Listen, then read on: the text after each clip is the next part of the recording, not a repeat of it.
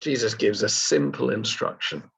When you invite people to a meal, don't invite people that will invite you back in turn. Sounds such a simple tip for social etiquette.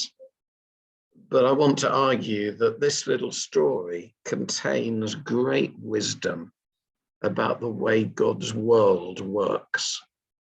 Let's start up above with God. God is three: Father, Son, and Spirit. Yet the three are so united in will and love and generosity that we can truly say that God is one and one alone. The members of the Trinity, it wouldn't be right to say that they're shy exactly, but have you noticed they're always deflecting our gaze to the others? This is my Son, listen to him. The Spirit will glorify my Father. And I do not speak on my own behalf, but on behalf of the Father who sent me. All of that stuff. Their relationships have no hint of competition, of what the Dominican tradition calls do ut des. That's Latin, which means I give in order that you may give. That's how it works up above. But it's also how it works downwards from God. All substance, all existence, all blessing flows from God as an overflow of the love of the Trinity, the love that they eternally have for one another. And we are to receive it as a gift in the context of relationship. It isn't that God gives in order that creation may give something back. It's free gift, given gladly with a smile, all of it. And that's also how it works, as it were, upwards. We don't give God our obedience and our worship and our contemplation because we hope for reward or fear punishment. It's just that we love God, so we gladly give of ourselves. Now, as it says in the very next verse that follows Jesus's instructions here about party invitations, amazingly, God does in fact reward us. But that isn't why we live relational lives, and that isn't why we give to God. So generous relational living is the way God is, and it's the way God's creation is, and it's the way our relationship with God is. And Jesus's words about who we invite to dinner make it clear that this is how it's meant to work down here as well. There is such a thing as a free lunch, or there definitely should be. No bargaining. I'll serve them crab in the hope that they'll serve me lobster. No stinginess. When they invited me round, they only gave me a digestive biscuit. So I'll tell you, I'm not going to use that new coffee maker when they visit me. Yeah, in my family growing up, we used this logic about Christmas cards. They send us a piddly little one with just a robin on it last year. I'll be blowed if I send them one of our nice gold ones with the dome on the rock on this year. Back to the Dominican tradition. The Christian life is a matter not of do ut des, I give in order that you may give, but of do das gratis. I give freely, you give freely. Because God gives freely, regardless of whether I deserve it, and spoiler, I don't. There's nothing I could ever do that could make God love me more than God does right now, because God's love is already 100%. There is nothing I could do that could make God love me less, because God's love is unconditional. And that's all that matters at the end of the day.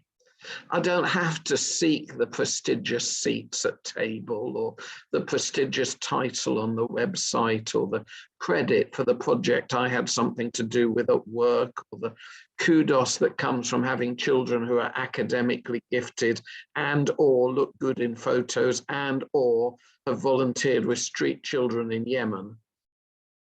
If the host sees you and gives you credit and invites you to a better seat, great. Accept it graciously. And if she doesn't, no worries. Life is not a competition.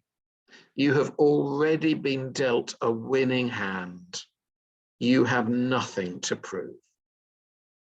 Dodas gratis. I give freely, you give freely. Two free human beings, or one free human being and one free God, who treat each other with generosity, regardless of what we receive. Generous non-reciprocity. So, at this point, I kind of have to mention parish share, I think. We, the diocese, said at one point that parishes would get the ministry that they pay us for. Pay us a little, you won't get a paid priest. Pay us an average amount, you'll have a paid priest. Pay us loads, we'll probably give you 2 or 3. I'm so sorry. That isn't the way it's supposed to be. Oh, don't get me wrong, the way it is highly challenging, and there are no easy answers, and we're not going to be able to keep everyone happy. But the transactional way of thinking about it, you get what you pay for, is absolutely wrong. We are to give because we love. Each of us are to give a proportion of our income, freely, sacrificially, cheerfully, monthly, unconditionally. I give freely, you give freely. Which brings us to our reading from Hebrews, which talks about hospitality. Show hospitality to strangers. I guess the writer's assuming we're already being hospitable to our neighbours, but now we're finding ways, safe ways, obviously. Don't ever do anything that puts you in danger. We're finding safe ways to welcome strangers too. I've had the great privilege of coordinating the diocese's response to the Ukraine crisis. Thus far, we've matched 53 refugees with rooms offered by church members like you in East London and Essex. We have people living in church members' rooms who've lived in underground car parks to shelter from the shelling, who spent time on the Russian side of the front line, having to hang out and avoid speaking in a Ukrainian accent. People who arrived with literally their children and a change of clothes and nothing else, and the artillery dust still clinging to them. And our hosts welcomed them freely and fed them and are helping them feel safe and recover and become self-reliant and find work. They didn't do it to receive anything in return. They certainly didn't do it for the £350 a month, and that's just as well, because the payment software on that is utterly unfit for purpose. But here's the weird thing. Although the hosts and the parish hubs were not motivated by thoughts of reward, God does in fact cheerfully outgive them in spiritual refreshment and relationships and a sense of purpose. Churches find new life when they look out and give.